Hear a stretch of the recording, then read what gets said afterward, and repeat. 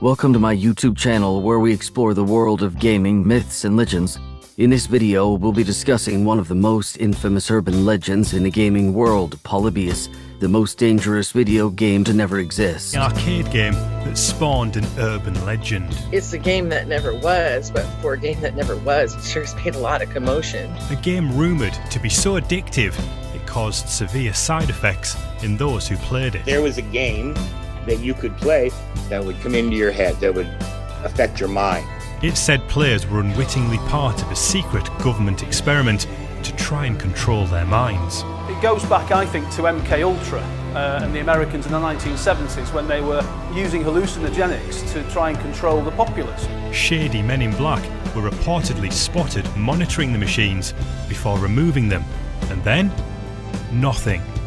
Until 20 years later, when the Polybius legend re-emerged. During the 1980s, youthful gamers flocked to arcades with quarters in hand to play legendary games like Pac-Man and Donkey Kong. In Portland, Oregon, amongst these colorful cabinets lay Polybius. This video game was apparently so dangerous it made players sick, and government agents used it to control minds. The game's biggest mystery, however, is whether it ever existed in the first place. The legend of Polybius.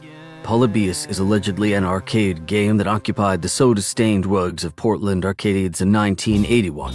Dressed in an unmarked black cabinet, it attracted players through its colorful gameplay of geometric patterns and shapes dancing across the screen. The legend goes that upon pressing start, unsuspecting gamers quickly became addicted, falling into a trance-like state that triggered memory loss, seizures, blackouts, and hallucinations. Polybius arcade game shares a name with a Greek philosopher. Born in Megalopolis, Arcadia, in 208 BC, Polybius the philosopher is known for creating the Polybius Square. This device functioned as an encryption table that converts Greek letters into numbers to share secret messages. Polybius also translates to many lives in Greek. When players fell under the spell of Polybius, the gameplay seemed to deliver subliminal messages to them. Combined with reports of government workers in black suits removing not quarters but data from the arcade machines, surely something sinister was afoot. Eventually, these same workers removed the game from arcades 1 month later, with Polybius never returning to any establishment ever again, putting the game alongside an image of the start screen. The Polybius start screen lacks any significant detail apart from the game's title in large letters and 1981 Sinneslöschen Inc. The latter text is the supposed copyright date and game developer, but neither seems to check out. No copyright was ever filed for the game at the time, to the point of the FBI confirming it never existed in the first place. Sinneslöschen also means mind erasing in German, at least according to Google Translate. Came over from Mythos. While the myths of Polybius made it seem a treacherous plot was unfolding in Oregon arcades, these rumors were disputable with real evidence. As for the soulless, blank cabinets used for Polybius, black cabinets were utilized as test machines for new games.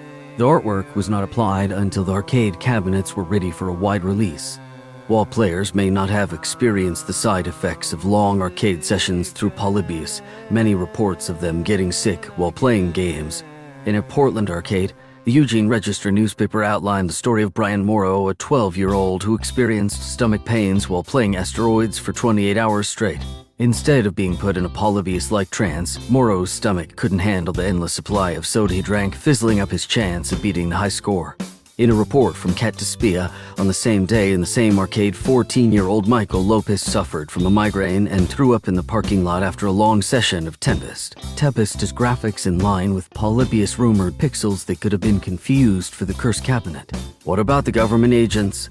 Law enforcement would put cameras and wires inside arcade machines, hoping criminals would spill their beans between rounds of gaming. Besides gaming, gambling and drug dealing were common occurrences in arcades. All these scenarios culminate into a realistic foundation for one of gaming's infamous urban legends,